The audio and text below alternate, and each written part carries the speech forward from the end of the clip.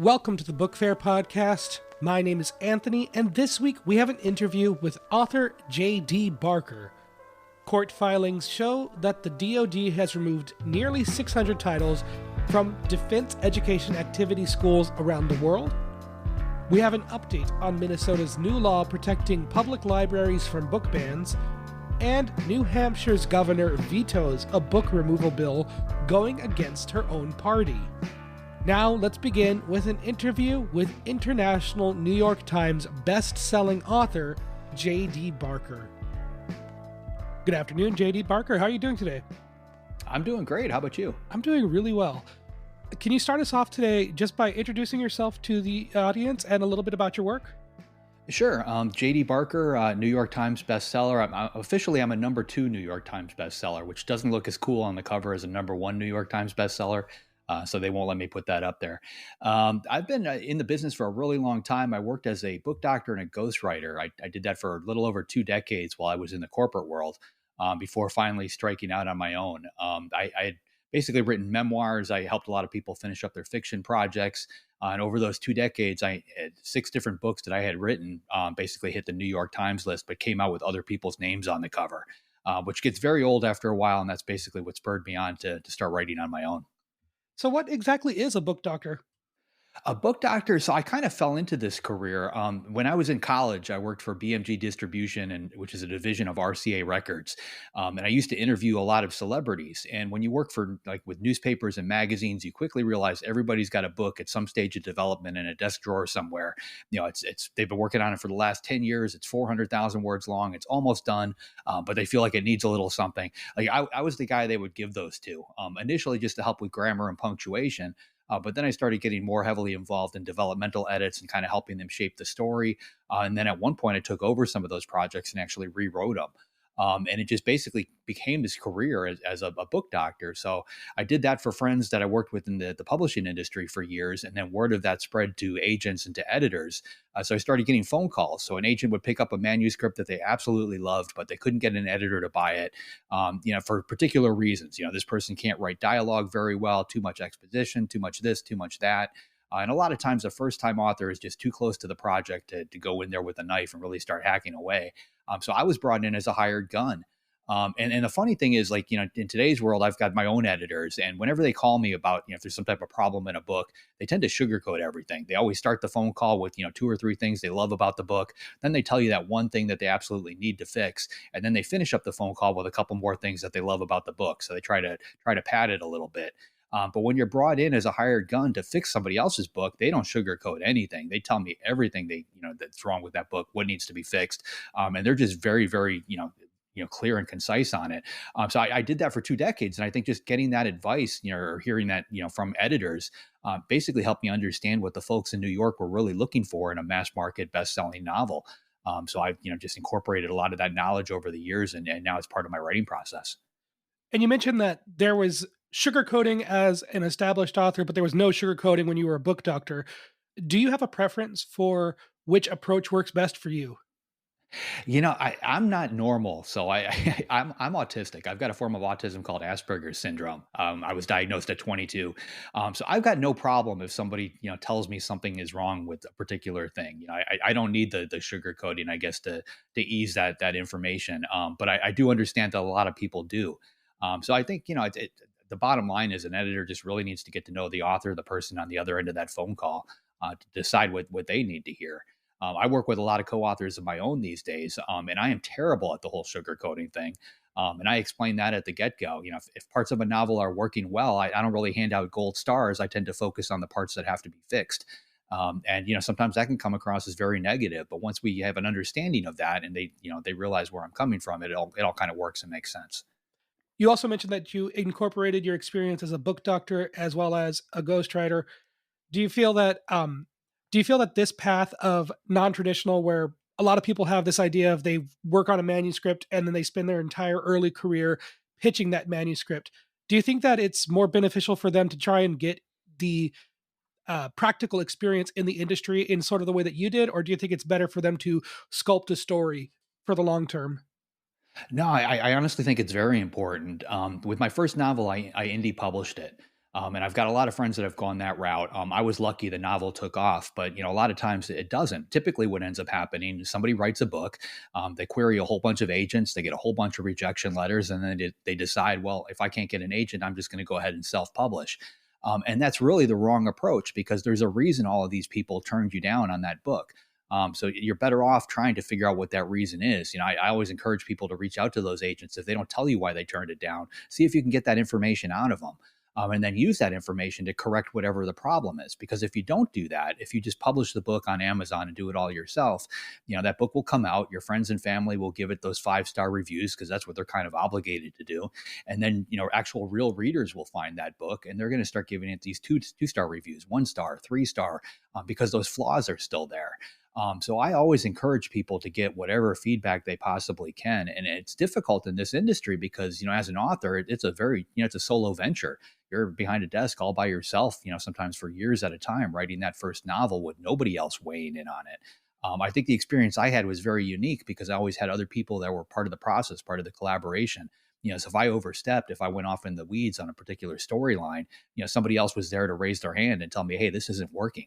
And I heard that enough times where now I catch myself as I'm writing. But if you don't have that voice, if you don't have somebody that's helping you shape that story, you're going to make mistakes. And then maybe you publish a second novel and a third novel, and you're indie publishing all of these. So nobody is weighing in. That means those same mistakes are happening over and over and over again. It's why a lot of indie authors, they don't grow. Their writing tends to stay the same. If you're in the traditional world, for better or worse, you've got agents, you've got editors, you've got marketing people, all these people helping you shape the story, pointing out what's not working and helping you correct it. And then eventually you weed those problems out of your writing. You also mentioned that people making the same mistakes over and over again. Are there any mistakes that you catch in your own writing? And are there any good writing habits that you feel that young authors should be practicing as early as possible? I think everybody needs to write every day if you want to be an author. And mainly because I see writing almost as like going to the gym. It's like exercising, as if there's a writer muscle. The more you work it, the stronger it gets, the easier it gets to do. So I think it's important that authors do that. I tend to overwrite quite a bit. When I first started off, I was what they call a pantser. I basically came up with my characters, my plot, threw it all together, and just started writing. I had no idea where the story was going. Typically, I had a beginning, a middle, and an end in mind. As long as I had some type of ending in the back of my subconscious, my brain would eventually get me there. So it all kind of worked. But I overwrote a lot, so I would finish up a novel. It would end up being, maybe 150, 160,000 words. And then I would have to trim it back and I'd cut it down to like 100 to 110. So a lot of words hit the cutting room floor. I didn't realize I was doing that to that extent until I started writing with James Patterson. And we were on, it was either our first or second book. I can't remember which one, but there was a particular scene. It was a dinner scene. So we had characters sitting around, they were eating dinner. Very important information had to be communicated. So I figured that was a good way to just kind of get it out there. But it was a chapter. It was 1,200, 1,500 words or whatever. I sent those pages off to him. He called me back and he's like, is there any reason we can't just say they had dinner? 3 words. And then take this sentence here and put it over here. And he just pointed out another spot in the book where that pertinent information worked. So all of a sudden we, chopped 1,500 words out of the novel and made it that much more clear and concise. For me as an author, I needed to see that dinner play out. I needed to see these characters sitting across the table from each other, the facial expressions, the conversation taking place. I needed to see that happen, but it didn't necessarily need to be part of the story, so it could be trimmed down. So when I go back through a book, I look for that kind of thing. Where's a paragraph that could be taken down to 2 or 3 words? Where's a chapter that could be drilled down and maybe placed somewhere else? When I was working as a book doctor, one of the biggest mistakes I always saw people do, they would start like their book, basically creating their world. They would introduce the characters, they would introduce the situation. All these things would happen in the first and second chapter or so, and then all of a sudden they would actually get into the story. So a lot of the book doctor projects I would take that first or second chapter and just completely cut it out of the book. I'd figure out where the action actually started. That would become my new chapter 1. And then any information that was in those first couple of chapters that I cut, I just find some other place in the book to put it, where it made a little bit more sense and maybe you could spread it out a little bit. Do you find yourself still overwriting today? Is that something that you're still struggling with? Not as much as I used to. And again, I credit James Patterson for this because we're in very close contact. He writes a lot of the book, I write a lot of the book. We're constantly on the phone together. So I physically hear his voice at this point, for better or worse, while I'm typing. And if I type a paragraph that doesn't need to be there, I can hear that phone call from Jim 30 minutes later telling me this needs to come out. So I just hit that delete key and kind of move back over it. So I've kind of worked it out. One of the things, the programs I tend to encourage people to use, there's a website called AutoCrit. And this is, I'm going to kind of zig a little bit here, but you can take your book or your chapters in progress and you can dump them in there. And there's a tab called strong writing. And if you click on that, it'll basically help you flag like any problems with that book. So passive voice, showing versus telling, exposition, all these different things. It'll help you flag them. And then you have to rewrite those sections to make them go away. Which is an exercise. If you repeat it enough times, you're not going to do it anymore. When you write that next book, that AutoCrit's going to flag it. So you're not going to put it in there to begin with because you don't want to waste your own time. I encourage people to use, that one. There's Pro Writing Aid is another really good one. Grammarly is pretty decent at it. Any of those tools, they'll help you fine tune your writing process. Everything down from adverbs to the bigger picture stuff. So the process of rewriting, analyzing your work, seeing where all that extra bloat is, a lot of times authors will have a hard time adapting to notes. They see something as their creative vision, as they kind of baby something. Is that something that you learned early on? Is that something that you struggle with at all? Are there any times you are given notes and you have a hard time adapting those notes? I'll push back if it doesn't make sense to me. I think because I heard these things so many times as I was coming up in the industry, I'm pretty open to taking notes. I was brought in to fix other people's notes, so it was very much a part of the process from the get go. But to give you an example, I wrote a book called The Fifth to Die. It was like my third or fourth book. The very first scene in it starts off with a dream sequence. And I sent it off to the editor, and my editor kicked it back to me. He's like, I think we need to take out the dream and maybe start the book here instead. And I asked him why, and he said, "Well, there's this very famous blog post that says that different things that you're not supposed to do to start a book, and a dream sequence is one of them." So I found this blog post, and then I dug down into it a little bit and realized that this was just another author who basically just wrote up his particular thoughts on what you should do to start a book and what you shouldn't do to start a book. And over time, editors just kind of adapted it as gospel, but it was really just one person's opinion. So I think that the truth of it is you need to understand the rules that are out there. And once you understand them, I don't think there's anything wrong with breaking them. And a lot of times rules aren't really rules. They're just somebody's opinion. So if it works for the story, I think it needs to stay. Another book I had, The Fourth Monkey, was shopping that with agents. I have diary entries from a serial killer's point of view. It's a police procedural novel. I had a lot of agents that told me to take the diary entries out and just turn it into a straight up police procedural. That book came out almost 10 years ago. It's still hitting the bestseller lists around the world. And those dream sequence or the serial killer diary entries are some of the most favorite parts from the readers. If you go through the reviews, like that's the part they actually like. So if I had listened to agents back in the day and taken those out, that book probably wouldn't be doing as well as it is today. So, it's good to listen to everybody. If multiple people are telling you that the same thing is wrong, you're hearing that same problem from different voices, then you should probably put a little credence to it. But if it's just one person, make decide for yourself. Like, does it need to be there or does it need to come out? And now I just want to circle back to talking about a little bit of the co-authorship experience. You work a lot with with James Patterson. What is the co-writing experience? How much writing do you do? How much writing does the co-author handle? Are there moments of just the two of you working on things independently that just end up not working? What are some of the challenges in that? And what are some of the benefits to it? Well, working as a book doctor and a ghostwriter, I started my career working with other people. So, I did that for 2 decades. So it felt weird to actually sit down and write a novel completely on my own, without another voice in that writing room. One of the things that I learned very early on is working with a co-author is very much like cooking breakfast with somebody else in the kitchen. If you both make eggs at the same time or try to, you're going to end up tripping over each other. But if one person makes bacon while the other person's making eggs, then you get the job done. So it's really important to sit down with your co-author at the beginning, figure out strengths and weaknesses, and then kind of divide and conquer on the project. I've worked with so many different people, multiple different ways. I wrote a lot of memoirs with some very famous people, politicians, sports figures, actors, actresses. And I would sit down, I would interview them, I would transcribe those interviews, and then I would put that into book form. And I would have to write the book in first person from their point of view. And they would obviously weigh in on that.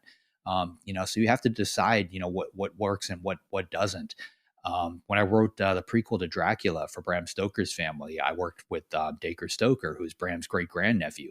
Terrific guy, but he was professionally, he was a history teacher and he was a tennis pro. He wasn't a fiction writer.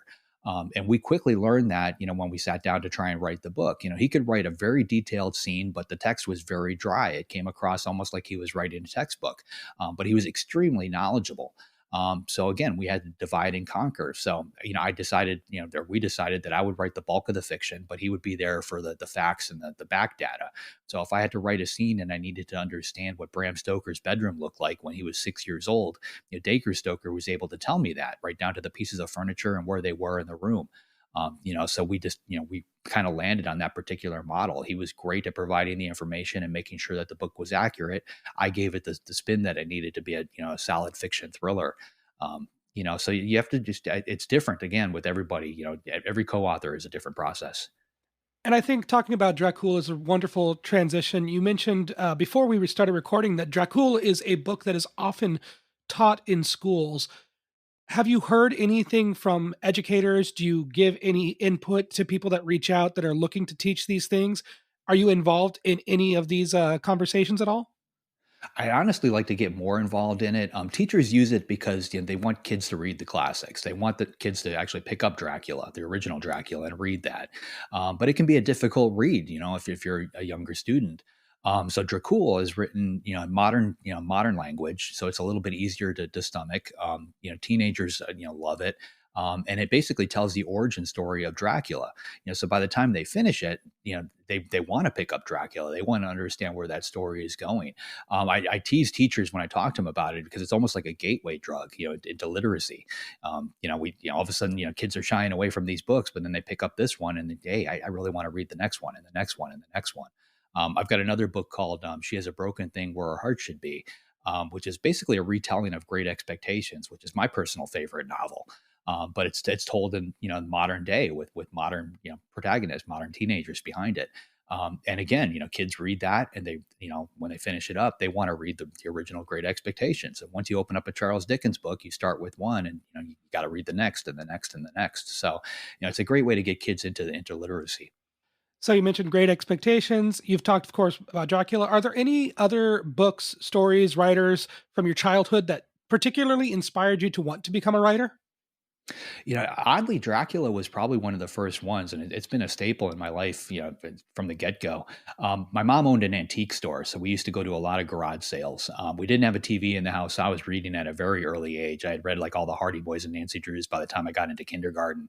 But I remember I was 8 years old. I went out on a Saturday with her going to yard sales, and I saw a copy of Dracula. It was sitting in a box of books. They were 25 cents each, and it was right up on top, and the cover just looked really scary. At 8 years old, I had never really read what I considered to be an adult book. And Dracula was probably the first one I think I've ever picked up. I didn't think my mom would let me get it, but she did. And like I read it, and it scared the bejesus out of me. I couldn't turn the lights off for like 2 or 3 weeks. But that was the first time a book had ever inspired that kind of an emotional reaction in me. I'd always loved hearing a good story, but that book actually scared me. And when I realized that a book could do that, like I've honestly been chasing that feeling ever since as a reader and as a writer, trying to recreate it. There is a very common theme of YA and a lot of middle grade starting these days of incorporating darker themes and horror themes into books for young audiences. And even with you reading Dracula at such a young age, what is it about scary books and these darker themes that seem to latch on and really captivate young readers when it seems like adults in their lives are trying to shelter young readers from these experiences? I think part of it is just everybody likes to get away. Whether you're in fifth grade or you're 40 years old and you're working 60 hours a week, everybody likes to pick up a book and just kind of escape that real world for a little while. I think the reason that kids like scarier stuff is what I had pointed out. It brings that emotional reaction to the surface, which is something they typically don't get. I think a lot of kids' books tends to be funny. I've got a 7-year-old daughter, so we read to her a lot. And the books that she actually likes, they tend to be very funny. Especially the earlier ones, meant for like 2, 3, 4 year olds. Lately, she's been reading one called The Wild Robot. Which is a fantastic book, and it's also got a great movie. But there's some darker themes in that. There's death. There's stuff that she hadn't experienced before, and I think that's why she likes it so much. She's had years and years of funny books, which are great. Now all of a sudden, Wild Robot is teaching her something else that she can feel through a book. And I think kids evolve emotionally through their reading just as much as they do in their personal lives. It's often said that comedy and horror are two sides of the same coin. Do you think that that closeness in how jokes and how horror stories are written is a part of what makes them so easy to connect, as well as the catharsis of having a good laugh in a darker story? Yeah, absolutely. I mean, I honestly think comedians have the hardest job on the planet. Like being able to get up in front of a crowd with just a microphone and make, perfect strangers laugh is no easy thing to do.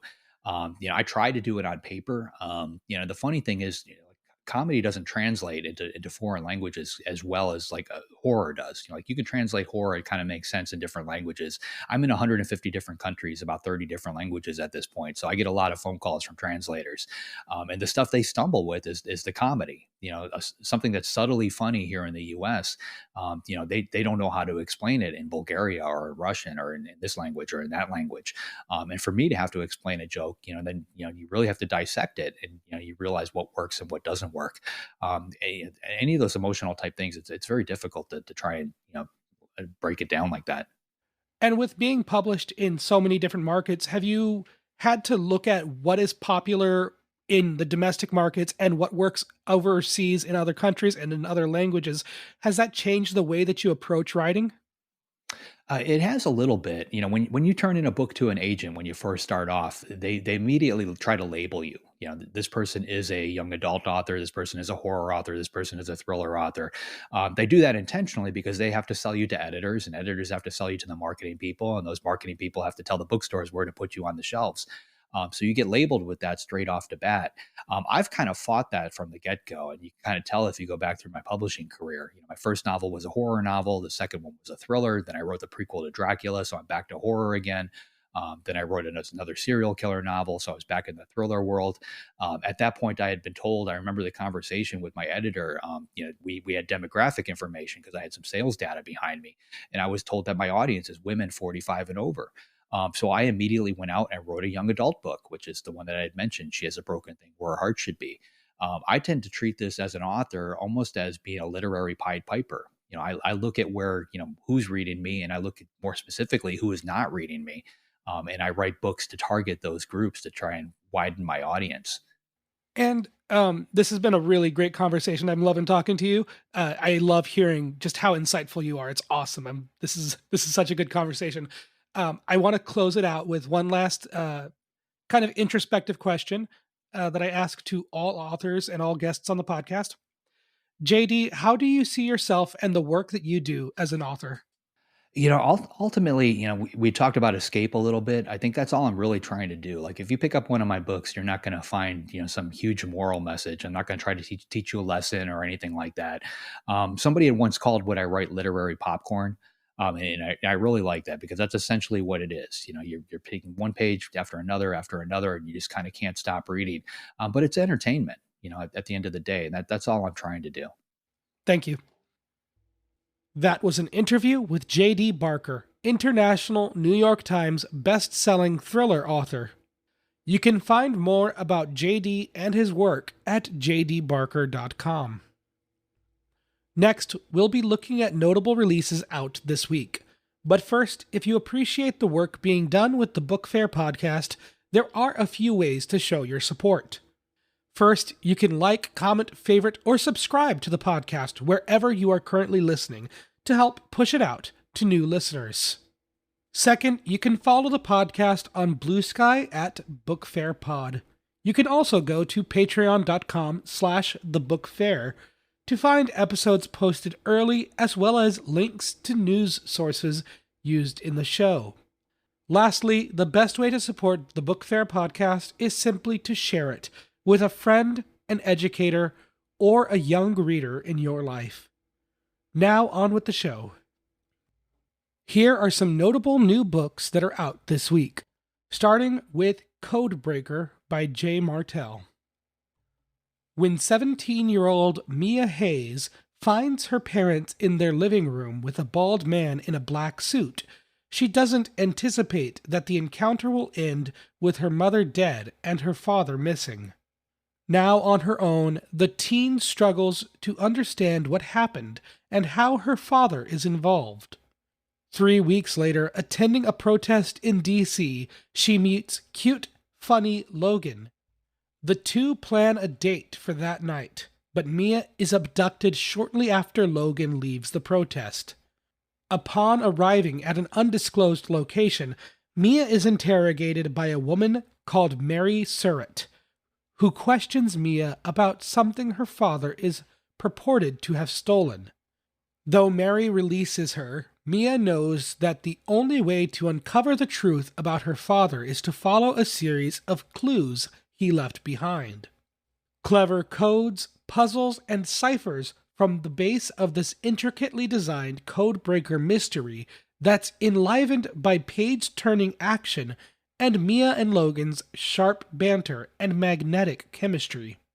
A beginning author's note instructs readers on how to participate in the code breaking and investigate alongside Mia, injecting a playful, interactive element to Martel's propulsive debut novel.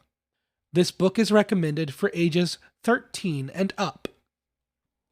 Next is Evil-ish by Kennedy Tarrel. In the upbeat fantasy realm of Idlewood, non-binary teen Hawthorne wants more out of his life than to work at the potion barista. In the upbeat fantasy realm of Idlewood, non-binary teen Hawthorne wants more out of life than to work as the potion barista manager of their family's cafe, Yetta's Cauldron. So Hawthorne attends tryouts for the infamous Brigade of Shade, a formerly destructive political organization.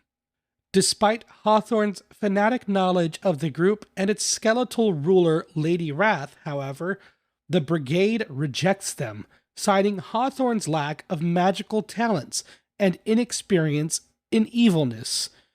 Prior killing ability is a must. With help from Yetta's Cauldron regular Maple and her powerful plant magic, Hawthorne sneaks into the Brigade's lair and accidentally murders Lady Wrath, which automatically situates them as the organization's new leader. Like any manager worth his salt, Hawthorne begins a castle cleanup, instates a chore wheel, and initiates some mischief-making, like robbing a bank and levitating wares at the market. Then Maple, Hawthorne's number 2, raises the stakes of the Brigade's latest directive, forcing Hawthorne to consider where their allegiances lie. Stimulating color and lighting complement the story's cinematic pace. Zippy and undemanding, Tarrel's debut graphic novel alchemizes aimless teen energy from half-hearted evil-ish deeds into purposeful community action. This book is recommended for ages 14 and up. Next, The Library of Curiosities by Jenny Lundquist. After 11-year-old Rowan Fitzgerald is caught in a campus bell tower past curfew, she's kicked out of a 5th boarding school. The truth about what happened that night, however, seems unbelievable, even to her. She was confronted by a strange man in a top hat and coattails who inquired her about her entry card to the Library of Curiosities, a gift that she received from the library's owner, her estranged grandfather, Cillian. Reuniting with Cillian in Glasby Bay, California, following her expulsion, Rowan finds in his library myriad magical items for checkout. As she settles into a library internship, she wonders more about her parents, their deaths years ago, and why the other staffers are keeping secrets about a mysterious entity named Silverjack and an item called the Everheart. When objects are stolen from the library and Rowan is blamed, she must apprehend the real thief if she wants to stay in her precious new home. Brash and impetuous Rowan drives the linear plot, while evocative prose by Lundquist imbues the magical setting with personified charm in a cozy and an enchanting adventure. This book is recommended for ages 8 to 12. And next is The Metamorphosis of Bunny Baxter by Barbara Carrol Roberts. Because of school redistricting, shy Theodosia Bunny Baxter starts 7th grade at a different middle school from her best friend Alex. Practicing deep breathing techniques to calm her nerves, the red-headed, bug-loving tween attempts to go unnoticed, like a tiny, tiny ant, but gains notoriety on her first day due to separate incidents involving a cute boy named Kyle and Paige, a bully who mockingly dubs her Bug Eater, and wonders aloud about Bunny's feelings around being adopted. While relaying woes about mean peers to her father, his offhanded comment, "Kids without discipline problems can be sent to an alternative school," inspires Bunny to concoct a plan.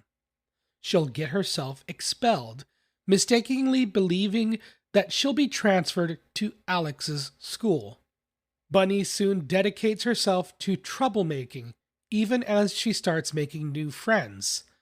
This heartfelt tale by Roberts, distinguished by a distinctive layered cast with authentic feeling motivations and relationships, nimbly explores subjects such as ecological importance of pollinators alongside a fine-tuned emotional exploration of adoption.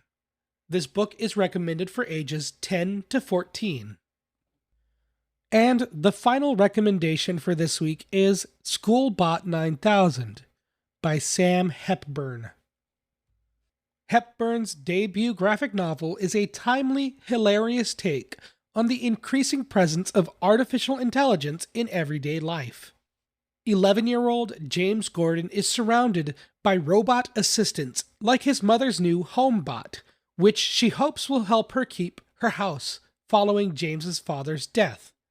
James's only refuge is at City Square Middle School, where teachers encourage his love of learning and art, until his district is selected to participate in tech conglomerate Bucks Global's Schoolbot program, which aims to replace human teachers with robots.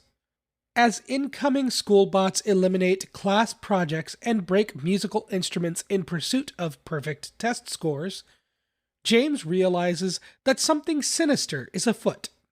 James's artist father's death is handled with a light and empathetic touch. His impact on James, felt keenly throughout the novel, proves influential in the protagonist's determination to stop the robots from taking over his school. Abstract concepts such as AI and technological interfaces are grounded by Hepburn's brightly colored art, while flat, blue-hued panels highlight James's growing feelings of isolation. It's a tender and approachable work that emphasizes the importance of human ingenuity and community over mechanical efficiency.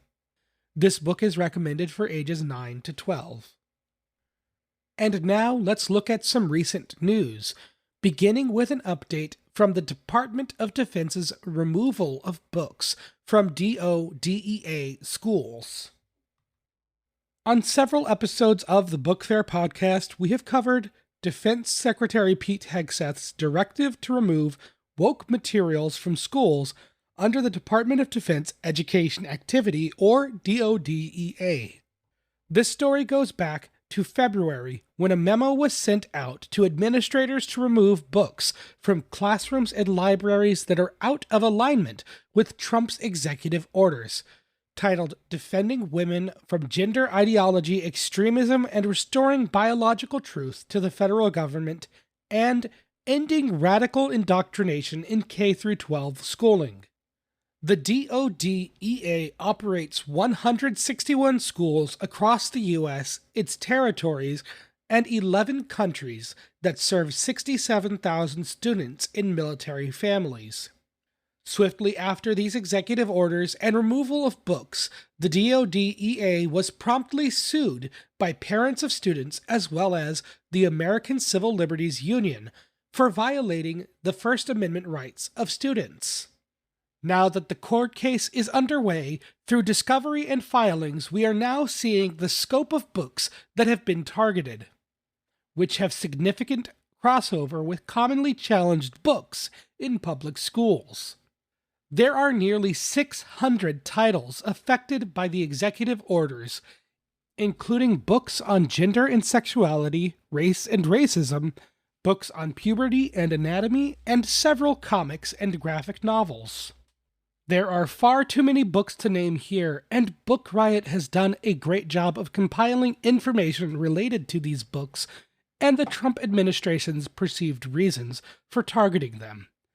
Links to the article, as well as the full list of books removed from DODEA schools, are available at patreon.com/thebookfair.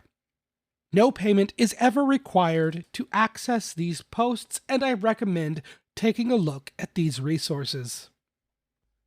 Next, an update from a Minnesota bill that protects libraries from book bans. On May 17th of this year, Minnesota Governor Tim Walz signed a bill that prohibits book bans in libraries, which will take effect on August 1st. The law, titled the Access to Library Materials and Rights Protection, mandates every library have its own policy for removing books, and that challenged books must be reported to the state's Department of Education. The law is set to go into effect on August 1st, however, many people have said that most conversations around book challenges never get as far as public comment. Deputy Director for Support Services at Hennepin County Library said, "It's not unusual for a patron to come to our staff and say, 'I don't know why you have this book on the shelf. I want to talk to somebody about it.' And we've trained all our staff to have those conversations." Governor Walz said in a press release, "Books are powerful. They open new worlds and expose us to new perspectives. Protecting access to books means protecting access to the information and knowledge that our kids deserve. If you're banning books, you're always on the wrong side of history." And closing this week's episode, New Hampshire governor defies own party and vetoes book removal bill. Republican Governor Kelly Ayotte vetoed a total of 7 bills which were proposed to strengthen parental rights. One of these, House Bill 324, would have required school boards to create a compliant process for parents and guardians to object to school material deemed harmful to minors. House Bill 148 also gave businesses the ability to separate people by biological gender in bathrooms, athletic events, etc. House Bill 446 would have required schools to get parental permission before giving students non-academic surveys.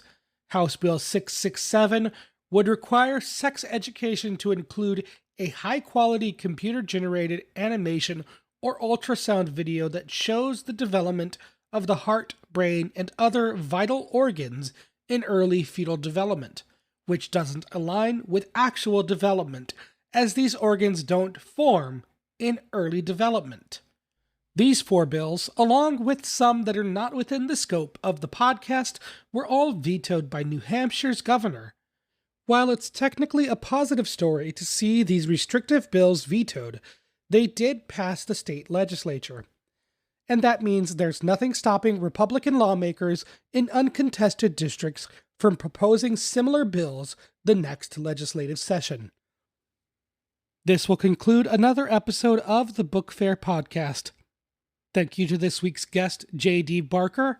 You can learn more about him and his work at jdbarker.com. If you appreciate the work being done with the Book Fair podcast, you can go to patreon.com/thebookfair. That's where you can find episodes posted early, as well as links to news sources used throughout the show. No payment is required to access any posts on Patreon, and the best thing you can do to help the Book Faire podcast is simply to share it with a friend, an educator, or a young reader in your life. Thank you so very much for listening, and as always, I'll talk at you next time.